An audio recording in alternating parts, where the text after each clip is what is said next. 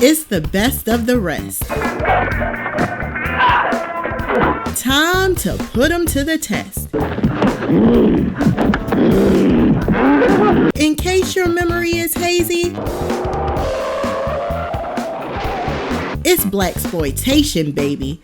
This is Black History Month, a 29-day celebration of Black exploitation films.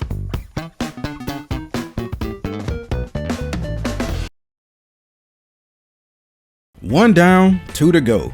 I have no idea how that title pertains to the movie, but it sounds like what I was saying yesterday. By 1982, the Blaxploitation era was good and dead, but that didn't stop a few dedicated filmmakers from trying to find what little bit of audience was left. And what better man to try to capitalize on it but the Blaxploitation Hall of Famer himself, Fred Williamson. One Down, Two to Go was written by, stars, and was directed by Fred Williamson. But don't let that distract you from the fact that it also stars Jim Kelly, Jim Brown, and Richard Roundtree. So we get Black Belt Jones, Ernest Slaughter, and Shaft. This is a can't miss. Oh, but does it miss. I covered the movie 3 the hard way during the first Black History Month, which starred Brown, Williamson, and Kelly. And that movie knew how to maximize their strengths. Here it feels like there was a concerted effort to change everything that made them famous and to transition them into more 80s style heroes. It doesn't really work, and because of it, the movie feels stuck between the time going by and the new 80s era of action that was coming. So what's it about exactly? Well, it starts out with kind of an MMA tournament. I think they call it karate, but that's only because nobody knew to call it MMA back then.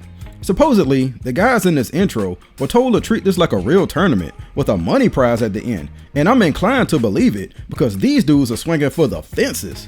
Richard Roundtree and Jim Kelly's characters bet on one of the fights, but a mob type guy tries to rig the final fight to go in his favor and screw our heroes. Jim Kelly gets wind of this and has to fight his way out of trouble.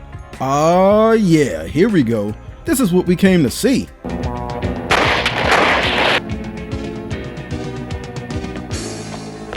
Oh, what the? Well, somebody finally figured out you could just shoot Jim Kelly and get it over with. He's literally down for the entire movie, but that's okay because Shaft can more than handle himself enough. Oh, come the hell on, he's down too? That's 2 stars down within the first 30 minutes, and Brown and Williamson haven't even made an appearance. As a matter of fact, when they do show up to save their friends, it's treated like it's a massive deal. It's like they showed up to literally save the movie. One Down, Two to Go does pick up considerably when Brown and Williamson show up, but it's like they don't really fit into the story that was already being told. You already know how they get down though.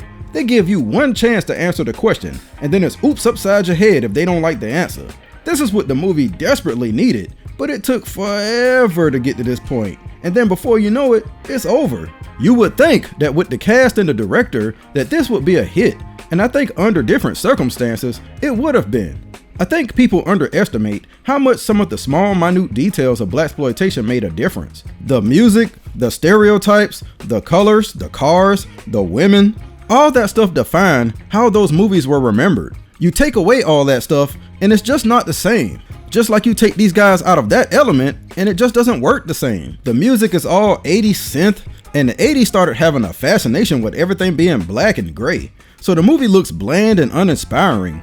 Add to that, half the cast is incapacitated throughout most of the film, and it's just a recipe for disappointment.